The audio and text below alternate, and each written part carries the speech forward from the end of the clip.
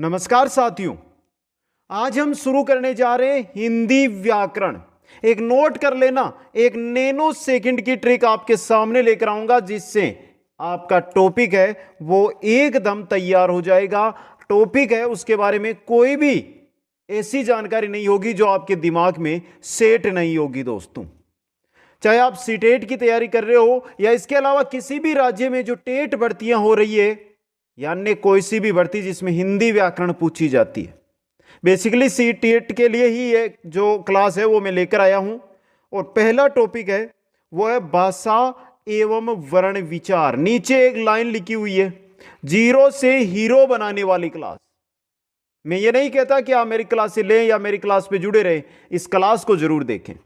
एक क्लास को आप देखेंगे तभी आपको पता चलेगा कैसे पढ़ाते हैं। यहां से मैं क्लास शुरू करने जा रहा हूं। मैं ज्यादा आपका टाइम खराब नहीं करूंगा। एक बात कहूंगा, अपने नोट्स जरूर बना लेना। जो ये क्लास है उसके अकॉर्डिंग अपने नोट्स बनाना। फिर आपके पास कोई गाइड हो, एनसीईआरटी की बुक हो, आरबीएसई या यूपीबीएसई कोई सी भी बुक हो, उसको चेक कर लेना। सबका निचोड़ इसके अंदर लेकर आ रहा हूं और बेसिक जानकारी भी साथ में। तो क्लास को लाइक, शेयर और जो नए साथी जुड़ रहे हैं वो चैनल को सब्सक्राइब जरूर करना। शुरू करते हैं आज की क्लास, भाषा एवं वर्ण विचार। दोस्तों देखिए, नॉर्मल जानकारी है, नोट्सों के द्वारा ही मैं अध्ययन करवाता हूं। जो दिक्कत होती है, जो प्रॉब्लम होती है वो मैं बता देता हूं, आप समझना। दोस्तों आज हम पढ़ रहे हैं भाषा। भाषा बना हुआ एक संस्कृत का शब्द है भास, और भास का अर्थ क्या होता है? भाषा बना हुआ है भास से, संस्कृत का शब्द है भास, भास से बना हुआ है। इसका अर्थ होता है प्रकट करना। क्या अर्थ होता है? प्रकट करना। हमें पढ़ना है भाषा। भाषा या भास से, भास का अर्थ होता है प्रकट करना। क्या होता है? प्रकट करना। समझिए दोस्तों, मनुष्य अपने विचारों को प्रकट करता है या अन्य कोई मनुष्य अपने विचारों को प्रकट करता है तो उसको ग्रहण करता है। यह क्या है? भाषा है। कहने का मतलब, मनुष्य को अपने विचारों का आदान प्रदान करने के लिए जिस वस्तु की आवश्यकता होती है वो ही आपकी क्या है? भाषा है। दोस्तों क्या है? भाषा। मैं बोल रहा हूं, आप सुन रहे हैं। मैं क्या कर रहा हूं? भाषा का प्रयोग कर रहा हूं। क्या कर रहा हूं? भाषा का प्रयोग कर रहा हूं। लेकिन यह भाषा है, मैं तो साथ में बोलता जा रहा हूं। इसकी छोटी से छोटी कड़ी कहां से शुरू हुई और यह भाषा बनी, वो चीज हमें पढ़नी है। दोस्तों तो चलिए देखिए, यहां पे भाषा का निर्माण वाक्यों से होता है। वाक्यों का निर्माण सार्थक शब्दों से होता है तथा शब्दों का निर्माण वर्णों के सार्थक मेल से होता है। वर्ण से शब्द, शब्द से वाक्य, वाक्य से भाषा। ध्यान से देखिए कहां से आई है। एक छोटी सी चीज है वर्ण, जिसको हम अक्षर भी बोल सकते हैं अगर बोलते हुए उच्चारित कर रहे हैं। यानी वर्ण या अक्षर से ये शुरू हुआ, एक छोटा सा होता है और आज वो क्या है? भाषा है। दोस्तों देखिए, वर्ण या ध्वनि, वर्ण या ध्वनि जिसको हम बोलते हैं, वर्ण समझ लो छोटा से छोटा। उसके बाद जब एक से अधिक वर्ण मिलते हैं तो क्या बन जाएगा? शब्द बन जाएगा। एक से अधिक शब्द मिलेंगे तो वाक्य बन जाएगा। एक से अधिक वाक्य मिलेंगे पद बन जाएगा। एक से अधिक पद मिलेंगे तो भाषा बन जाएगी। यह है आपकी भाषा। समझ गए आप? लेकिन चीज तो यह है ना, यह चीज हमें वर्ण ध्वनि, यह वर्ण क्या चीज है? यही आपका भाषा है, यही आपका वर्ण विचार है। इसी को आपको पढ़ना है। दोस्तों देखिए, यहां पे मैंने नाम तो लिख दिए वर्ण। वर्ण कहते हैं ध्वनि का जो लिखित रूप है। जिस चीज को आप स्क्रीन पे देख रहे हैं ना अभी, ये क्या आपका वर्ण है। छोटी कोई भी चीज, जैसे मैंने यहां पे ए लिख दी तो ये क्या रहेगा? आपका वर्ण रहेगा। लेकिन मैंने बोला ए तो ये हो जाएगा अक्षर। बोलते हैं किसी चीज को, छोटा छोटा ए बोल दिया, क बोल दिया, तो ये अक्षर होंगे आपके। तो वर्ण कहते हैं जो ध्वनि का लिखित रूप होता है, जो आप नोट्स बना रहे हैं। और अक्षर कहते हैं ध्वनि के उच्चारित रूप को, जैसे मैं बोल रहा हूं। समझ गए? वर्ण अक्षर दोनों चीजें अलग अलग चीजें हैं, ध्यान रखना है आपको। अब देखिए यहां पे वर्णमाला क्या होती है? पूर्व निश्चित और निश्चित क्रम में व्यवस्थित लिखित संपूर्ण ध्वनि चिन्हों को ध्वनि चिन्हों का समूह है वर्णमाला कहलाता है। क्या आप वर्णमाला में परिवर्तन कर सकते हैं? आपको पता है वर्णमाला क्या होती है? क्या परिवर्तन कर सकते हैं? नहीं कर सकते। जो निश्चित है पूर्व से, एक उनका कर्म है हिंदी के अंदर, जो कर्म है, जो ध्वनि चिन्ह है, उनका एक जो समूह बनाया गया है, उसी को हम वर्णमाला कहते हैं। और ये वर्णमाला है क्या? ये रही हिंदी वर्णमाला। 11 स्वर और 33 व्यंजन मिलकर हिंदी की वर्णमाला का निर्माण करते हैं। 44 वर्ण हिंदी वर्णमाला के अंदर होते हैं दोस्तों। 44 वर्ण हिंदी वर्णमाला में होते हैं। समझ गए आप यहां पे? अब देखिए हिंदी वर्णमाला है, इसको दो भागों में बांटा गया है। एक तो आपका स्वर है, दूसरा आपका क्या है? व्यंजन। स्वर और व्यंजन। अब आप बोलोगे सर ट्रिक कहां पे? बोलोगे ना, तो उसका भी बता देता हूं। यहां पे आपको ट्रिक की आवश्यकता पड़ी क्या अभी तक? कोई ट्रिक आवश्यकता पड़ी, कोई जानकारी पड़ी? बताइए दोस्तों, कहीं पर भी ऐसा लगा कि आपको ट्रिक पढ़नी? जैसे मैंने आपको पूछ लिया, अगर मैं पूछ लो आपसे कि एघोष वर्ण कौन से होते हैं, तो वहां पर ट्रिक की आवश्यकता पड़ेगी। समझे आप? या मैंने पूछ लिया अल्प प्राण जो वर्ण होते हैं वो कौन कौन से होते हैं, तो वहां पर आपको ट्रिक की आवश्यकता पड़ेगी। तो जहां पे ट्रिक की आवश्यकता होगी ना, नैनो सेकंड ट्रिक लेकर आया हूं, वो देखना दोस्तों। अब देखिए स्वर और व्यंजन हमने देख लिए, लेकिन एक चीज आई है सामने, वो है कि वर्णमाला का तीसरा भाग अयोगवाह को माना जाता है और इसके अंतर्गत यानी अनुस्वार और विसर्ग शामिल है, क्योंकि यह ना तो स्वर है और ना ही व्यंजन है। अनुस्वार और विसर्ग ये ना तो स्वर होते हैं ना व्यंजन होते हैं। कुछ आया समझ में आपको? याद रखना है ये चीज दोस्तों आपको। तो यहां पे हमने अब तक जो जानकारी ली, भाषा कैसे बनी, जो वर्ण है वो उनसे वर्णमाला बनी। वर्णमाला है उसमें 11 स्वर 33 व्यंजन होते हैं। अब देखिए 11 स्वर है 33 व्यंजन है, ये कौन कौन से हैं, ये कहां से आए, ये कहां से बोले जाते हैं, ये भी तो पढ़ना है। तो चलिए सबसे पहले हम स्वर की बात करेंगे, फिर व्यंजन की बात करेंगे। स्वर दोस्तों, अगर आपने पहले तैयारी कर ली है हिंदी की, आपके पास नोट्स पड़े हैं, तो भी मेरी मानिए एक छोटी सी कॉपी लेकर आकर हमारी क्लास 3 से 4 पेज का हर टॉपिक करवाऊंगा। साथ में 50 से 60 क्वेश्चन भी लेकर आऊंगा, जिससे अच्छा अध्ययन आपका हो। बाकी अगर आप संस्कृत की भी हमारे साथ यहाँ पे करना चाहते हैं तैयारी, तो उसकी भी क्लास में लेकर आ जाऊंगा।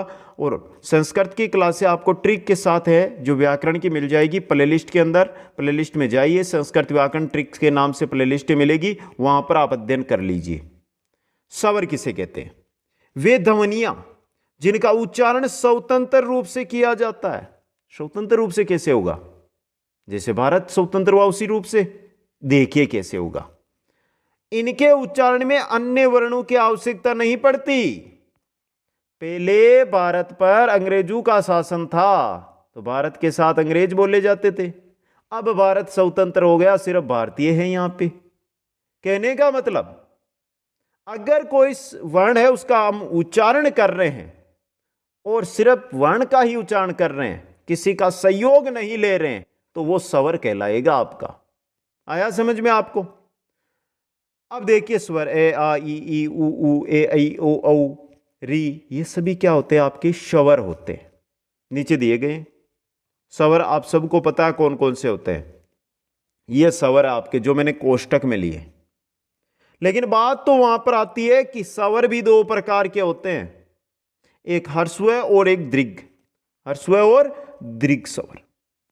स्वर भी कितने प्रकार के होते हैं? 2 प्रकार के होते हैं, ह्रस्व और दीर्घ दोस्तों। अब देखिए 2 तो है, लेकिन संस्कृत भी हमको पढ़ना है, तो संस्कृत में स्वरों का तीसरा भेद भी है, प्लयूत। जैसे ओम, वहां पे जो ये लगा हुआ चीज है ना, ये आपका प्लयूत स्वर होता है दोस्तों, जिसको सामान्यतः वेदों में प्रयुक्त किया गया है दोस्तों। आ गया समझ में आपको यहां पे? अब चलिए, ये स्वर हो गए आपके 11 स्वर हो गए। स्वर होते 2 प्रकार के। चलिए इन दोनों प्रकार के स्वरों के बारे में अध्ययन कर लेते हैं। यहां पे पहले देखते हैं ह्रस्व स्वर। जिन स्वरों के उच्चारण में कम समय लगता है वे ह्रस्व स्वर कहलाते हैं। देखिए स्वर और व्यंजन, व्यंजन के साथ तो स्वर जुड़कर जो ध्वनि निकलेगी, लेकिन स्वरों की ध्वनि जो निकलती है वो बिना किसी रुकावट के, बिना किसी सहयोग के निकलती है। समझे आप? और जो स्वर है उनमें भी वे स्वर जिनको बोलने में, उच्चारण करने में बहुत कम समय लगता है, ह्रस्व स्वर कहलाते हैं। ह्रस्व स्वरों को एक मात्रिक स्वर भी कहते हैं, लघु स्वर भी कहते हैं, मूल स्वर भी इन्हीं को कहा जाता है। और चिन्ह हमेशा देखिए, ये खड़ी लाइन दिखाई देगी, इस प्रकार का इनका चिन्ह होता है दोस्तों। आ गया समझ में आपको? अब बात यहां पे ये नहीं है कि ह्रस्व स्वर कहते किसको, आपको पता चल गया। स्वरों में भी जिनको कम समय उच्चारण करने में लगे ह्रस्व स्वर कहलाते, लेकिन ये रहे चार होते हैं, ए ई उ री, ए ई उ री, ये 4 ह्रस्व स्वर होते हैं, समझ गए? लेकिन बाकी 7 तो बच गए अभी, वो होंगे आपके दीर्घ स्वर। चलिए दीर्घ स्वर की बात करते हैं। दीर्घ स्वर जिन स्वरों के उच्चारण में लघु स्वर से दुगुना समय लगता है अथवा दोनों मात्रा का समय लगता है, उसे दीर्घ स्वर कहते हैं। देखिए वापस, ए बोला, ए, अब आ बोलिए, आ, ए, आ, दुगुना समय लग रहा है। तो स्वरों में वे स्वर जिनको बोलने में अधिक समय लगता है या लघु स्वर से दुगुना समय लगता है, वे दीर्घ स्वर कहलाते हैं। और इनको द्विमात्रिक, मिश्रित, संयुक्त, संधि या गुरु स्वर भी कहा जाता है। मिश्रित इनको कहते हैं, द्विमात्रिक इनको कहते हैं, संयुक्त स्वर इनको कहते हैं, संधि स्वर इनको कहते हैं, गुरु स्वर इनको कहते हैं दोस्तों। अब देखिए कौन कौन से हैं। आ, ई, उ, ए, ऐ, ओ, औ, ये 7 है ना आपके, ये 7 होते हैं दीर्घ स्वर दोस्तों। आ गया समझ में? अब बात यहीं नहीं रुकी, हमने देखिए वर्णों को, वर्णमाला को 2 भागों में, स्वर और व्यंजनों में बांटा। फिर स्वर पढ़ा तो स्वरों को 2 भागों में बांटा, ह्रस्व और दीर्घ। अब दीर्घ स्वर है उनको भी 2 भागों में बांट दिया, दीर्घ स्वर और संयुक्त स्वर। दीर्घ के अंदर तो आएंगे आ, ई, उ, ये 3, और संयुक्त स्वर में आएंगे ए, ऐ, ओ, औ। समझ गए आपके? ये बेसिक जानकारी है, याद करना है, इसको याद करना है मित्रों। बहुत बार सिंपल क्वेश्चन भी हम गलत कराते हैं और उससे बचना हमें। अब यहां पे जो साथी आज की क्लास पे आए ना, वो कमेंट करके बताना आपको किस सब्जेक्ट की ओर तैयारी करनी है। बाकी सीटेट भर्ती के लिए मैं कंप्लीट जो हिंदी व्याकरण है वो लेकर आ रहा हूं, बाकी सब भर्तियों के लिए भी लागू होती है। ये आपके स्वर हो गए, 11 स्वर है, मैंने अच्छी तरह आपको बता दिए हैं। लेकिन स्वर यहीं पर पूरे नहीं हो रहे हैं, एक चीज देखिए आगे, जीवा, जीभ, जीभ हमारी जीभ होती है ना, जीभ, उसकी स्थिति के अनुसार स्वरों का विभाजन।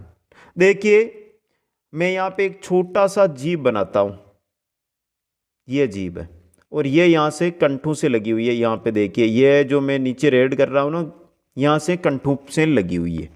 अब देखिए जीवा या जीभ की स्थिति के अनुसार हम बात करते हैं स्वरों की अगर, तो देखिए मित्रों 3 प्रकार के स्वर होंगे, अग्र स्वर, मध्य स्वर और पश्च स्वर।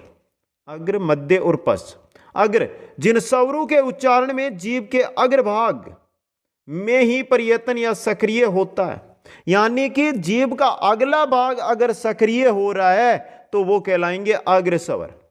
ये भाग देखिए, इसका चिन्ह इधर कर दूं मैं, समझ गए आप? कौन कौन से हैं मित्रों? ये कौन कौन से हैं? ई, ए, ऐ और री। बोलकर देखना। बात करते हैं मध्य स्वर की, जिन स्वरों के उच्चारण में जीभ के मध्य भाग में प्रयत्न हो, सक्रिय, जो मध्य भाग सक्रिय हो, मध्य स्वर कहलाते हैं। यहां से तो ये रहा आपका मध्य स्वर। बात करते हैं पश्च स्वर की, जिन स्वरों के उच्चारण में जीभ के पीछे का भाग में ही प्रयत्न हो, पश्च स्वर कहलाते हैं। ये भाग यहां पर, जैसे आ, उ, ओ,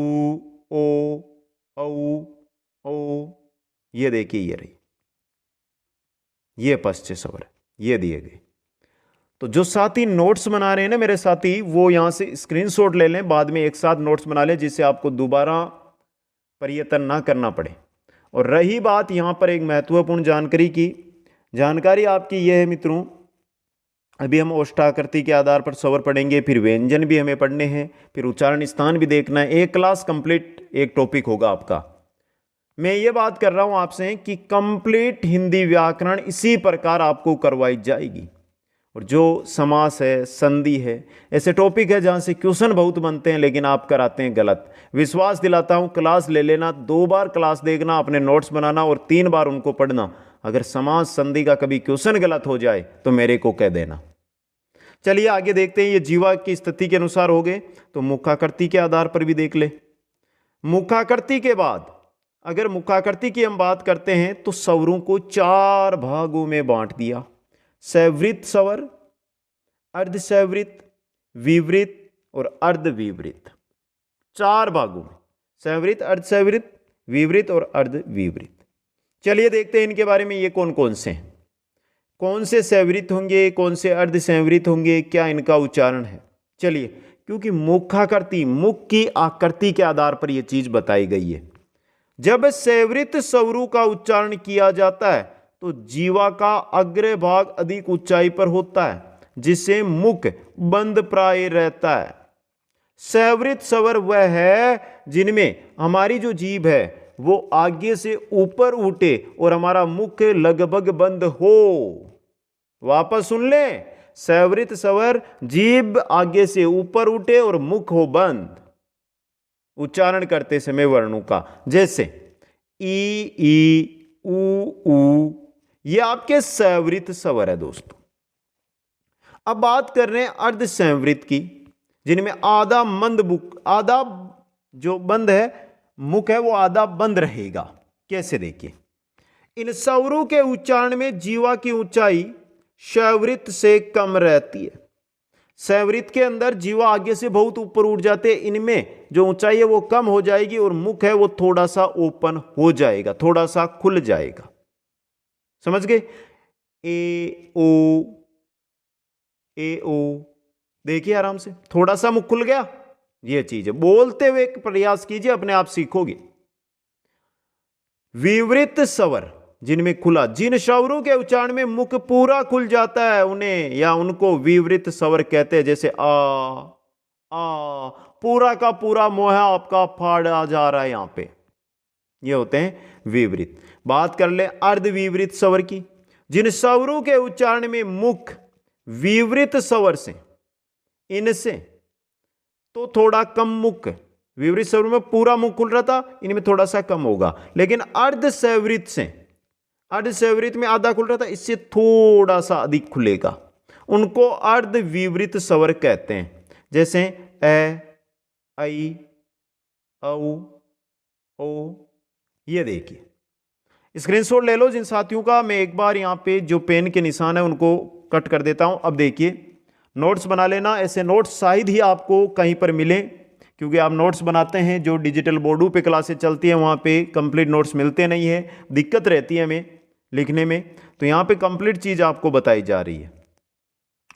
तो देखिए, हमने यहाँ पर देख लिया मुखाकृति के आधार पर, समझ गए आप। अब बचता है हमारा ओष्ठाकृति, ओष्ठ की आकृति के आधार पर स्वर, ओष्ठ की आकृति के आधार पर स्वर दोस्तों। चलिए देखते हैं इनको भी। 2 प्रकार के बताएं ओष्ठाकृति, ओष्ठ की आकृति के आधार पर स्वर, एक वर्ताकार स्वर, दूसरे अवर्ताकार स्वर। वर्ताकार स्वर देखिए, जिन स्वरों के उच्चारण में होठों का आकार गोल हो जाता, जो हमारे होठ है ना, होठ, लिप्स, ये गोल हो जाए, उनको वर्ताकार स्वर कहा जाता है। और शायद आपने पढ़ा ही नहीं होगा आज तक ऐसी इतनी डीपली जानकारी, ये भी तो है ना मित्रों। तो जिन स्वरों का हम उच्चारण करते हैं, जिन स्वरों को हम बोलते हैं, और अगर हमारे होठ गोल आकार ले ले तो वो वर्ताकार स्वर होंगे। ऊ, ओ, औ, ओ, ये रहे। अवर्ताकार स्वर, इन स्वरों के उच्चारण में होठ गोल नहीं होते, इनमें वो होठ गोल नहीं होंगे। ए आ ई ऐ क्या हो रहा है, क्या गोल, होठ गोल नहीं होंगे। तो अगर आप बोलने का आपने प्रयास किया, मित्रों एक बात बोलता हूं, हम देखकर, हम सुनकर वही चीज है जिसको सीखते हैं, उसका मात्र 20 से 25% हमें याद रहता है। लेकिन हम अगर उसको खुद पर लागू करके हम उसको खुद प्रयास करते बोलने का, सीखने का, लिखने का, तो वो 80 से 90% तक हमारे दिमाग में फिट हो जाती है दोस्तों। तो ये क्या है, हिंदी व्याकरण है, बोलने वाली चीज। बोलिए, बोलोगे तो सीखोगे, और बोलना आज के समय में जरूरी है दोस्तों। अब देखिए, ये तो आपके हो गए स्वर। बात करते हैं व्यंजनों की। व्यंजन स्वरू जितने कठिन नहीं है दोस्तों, क्योंकि मेरे को पता है आपको वर्णमाला आती है, ख ख ग ग ड, च छ छ ज ज य, ट ठ ड ड न, त थ द ध न, प फ ब ब म। ये चीजें आपने सीखी है कक्षा पहली में, कक्षा दूसरी में। तो ये व्यंजन भी उतने ही आसान है जितने यह आसान है। देखिए व्यंजन, विवरण जिनका उच्चारण करते समय हवा में पूर्ण या अपूर्ण अवरोध होता है, या तो जो हवा मुंह से बाहर निकलती है उसमें अवरोध उत्पन्न हो, चाहे थोड़ा हो या पूरा का पूरा हो, अवरोध उत्पन्न हो, वो व्यंजन हो। जहां हवा में अवरोध उत्पन्न होगा वहां व्यंजन होगा। बात हिमालय की नहीं कर रहा हूं कि हिमालय हवाओं को डांटती है तो वो व्यंजन है क्या, उसकी बात नहीं कर रहा हूं मित्रों। हम बोलते हैं कोई वर्ण बोलो और आपके रुकावट पैदा हो हवा में, तो वो व्यंजन होगा। अर्थात जिन वर्णों का उच्चारण स्वरों की सहायता से किया जाता है, स्वरों की सहायता से अगर किसी वर्ण का हम उच्चारण करते हैं तो वो व्यंजन होगा। कुल मिलाकर व्यंजनों की जो संख्या है वो 33 होती है। व्यंजनों की संख्या कितनी होती है मित्रों, 33 होती है। देखिए यहां पे स्पर्शी व्यंजन कौन कौन से होते हैं लिख के बताऊंगा, क्योंकि हमें नोट्स बनाने हैं। और इस बार जो भी एग्जाम, चाहे आप सीटेट का तैयारी कर रहे हो या किसी टेट एग्जाम की तैयारी कर रहे हो, हमें हमारा पेपर आजीवन वैधता के साथ पास करना है। क वर्ग की बात करें तो क ख ग घ हड़। च वर्ग की बात करें तो च छ ज ज इ। ट वर्ग की बात करें तो ट ठ ड ड न। त वर्ग की बात करें त थ द ध न। प वर्ग की बात करें तो प फ ब भ और म। ये देखिए, ये जो आपका त वर्ग, सॉरी क वर्ग, च वर्ग, ट वर्ग, त वर्ग, प वर्ग, तो कुल इनमें कितने हो गए, 25 हो गए। कितने हो गए मित्रों, 25 हो गए। आया कुछ समझ में, एक बार देख लीजिए आराम से। कुल कितने हो गए, 25। 5 यहां पे, 5 यहां पे, 5 यहां पे, 5 यहां पे, 5 यहां पे, ये 5 5 कितने होंगे, 5 5 5 और 25। तो देखिए कैवरक, चैवरक, टैवरक, तैवरक, पैवरक, ये स्पर्शी व्यंजन इनको कहा जाता है। और ये 25 होते हैं। कितने होते हैं, 25। दूसरे हैं अंतस्थ व्यंजन। अंतस्थ व्यंजन ये र ल व, ये र ल व, ये आपके होते हैं अंतस्थ व्यंजन। कौन से होते हैं, अंतस्थ व्यंजन होते हैं दोस्तों, समझे आप। ये र ल व कितने हो गए, 4 हो गए। उष्म व्यंजन स है। अब देखिए आप स तीनों स को बोलिए, जीभ और ऊपर से मुख आपस में टच में होंगे और हवा बहुत गर्मी के साथ निकलेगी, ऊष्मा पैदा करेगी, इसी वजह से उष्म व्यंजन इनको कहा जाता है। तो श है, ये हो गया आपके फिर 4। कुल कितने हो गए, 25 4 29, 29 4 33। ये आपके व्यंजन है। अब देखिए क्वेश्चन आ सकता है, इनमें से अंतस्थ व्यंजन कौन सा है, इनमें से उष्म व्यंजन कौन सा है, इनमें से स्पर्शी व्यंजन कौन सा है। तो यहां पे कोई बड़ी बात नहीं है, वर्णमाला आपको याद है तो ये चीज अपने आप हो जाएगी। अब एक चीज आती है संयुक्त व्यंजन की। अब यहां पे क्षे, त्रे, गे और श्रय, क्षय त्रे जे और श्रय, ये 4 चीज है ना, इनको व्यंजन नहीं माना जाता। व्यंजन है लेकिन संयुक्त व्यंजन है। कैसे? देखिए कशे की अगर हम बात करें तो कै प्लस है, दो व्यंजन मिले हुए हैं, मिले हुए ना। जय की बात करें जय और ये मिले हुए हैं। तय त्रय की बात करें तो तय और रे मिले हुए हैं। श्रय की बात करें तो स और रे मिले हुए हैं। तो ये चार है ना आपके, जब अंत के अंदर वर्णमाला के अंत के लाइन पढ़ते हैं ना, अक्षय त्रे जय, ये चीज है ना आपकी, ये संयुक्त व्यंजन कहलाते हैं, क्योंकि दो व्यंजनों, दो आधे आधे व्यंजनों से इनका निर्माण होता है दोस्तों। आया व्यंजन क्या चीज है, कौन से स्पर्शी है, कौन से अंतस्थ है, कौन से उष्म है। अब चलिए आगे एक बेसिक जानकारी। क्षय त्रे जय और श्रय संयुक्त व्यंजन होने के कारण मूल व्यंजन में नहीं गिने जाते हैं। ड और ढ को द्विगुण व्यंजन कहते हैं। ड और ढ इनको द्विगुण व्यंजन कहा जाता है। और ड ढ से कोई भी शब्द आरंभ नहीं होता। बेसिक जानकारी ये, अगर ड के नीचे बिंदु हो और कोई शब्द बता दो, ढ के नीचे अगर ये बिंदु लगा हुआ और फिर आप मेरे को कोई शब्द बता दो तो बोलना। समझ गए? अब देखिए हमने स्वर पढ़ लिया, हमने व्यंजन पढ़ लिए, लेकिन अभी व्यंजन पूरे नहीं पढ़े। सैघोष, अघोष, अल्पप्राण, महाप्राण, ये तो भी बाकी है मित्रों। लेकिन उससे पहले एक बेसिक जानकारी, जहां से एक अंक आपका होगा पक्का, एक अंक क्या होगा, पक्का होगा। बहुत ही इंपॉर्टेंट चीज आपके लिए ये रहेगी, इसके बारे में हम पढ़ते हैं दोस्तों। उच्चारण स्थानों के आधार पर स्वर और व्यंजन, सिर्फ उच्चारण स्थानों के आधार पर। देखिए अगर मैं यहां पे मोह बनाऊं,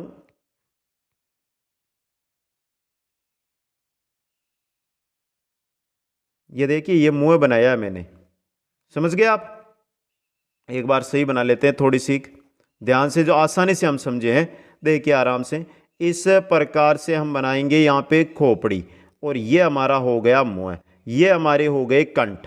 देखिए कंठ, देखिए क्या है, कंठ से शुरू होगा, फिर आएगा तालव यानी तालु, चैवर्ग आ गया, ये देखिए। फिर आएगी मुर्दा, ये रही मूर्धन्य, मुर्दा यानी मुर्दा उच्चारण स्थान होगा, टैका टैवर्ग आ गया यहाँ पे। फिर आएगा दंत, दंत यहाँ पे आएंगे, दंत से आ जाएगा तैवर्ग, और अंत में आपका जो ओष्टे आ रहे हैं होठ, ये बाकी आगे आ जाएंगे नहीं यहाँ पे।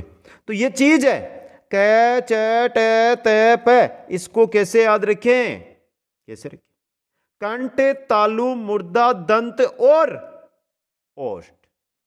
तरीका है ना एक, ये ट्रिक बना लो इसको। देखिए ऐसे ही याद होंगे, ये नहीं है कि मैं और कोई तरीका बताऊंगा। ऐसा चित्र बना के लिख लेना आप। देखिए कंटे, ए आ क ख ग ग हड़े और विसर्ग, इनका उच्चारण स्थान है कंठ। कंठ से इनका उच्चारण स्थान है। बोलिए मेरे साथ, बोलने का प्रयास कीजिए, आपको पता चल जाएगा। तालव यानी तालु उच्चारण स्थान, ई च छ ज ज ये और ये और स। अब देखिए पहली लाइन को छोड़ दो, कंठ को छोड़ दो, और जो अंतस्थ और उष्म व्यंजन है वो शुरू कर दो। यहां से ये और स शुरू हो गए, यहां से कहां से, तालु से। मूर्धन्य यानी मुर्दा से, री ट ठ ड ढ ढ ड ण र और स। देखिए ये र स आगे ना, आगे कहां पर, मुर्दा पर। दंते त थ द द न और ल स, ल श।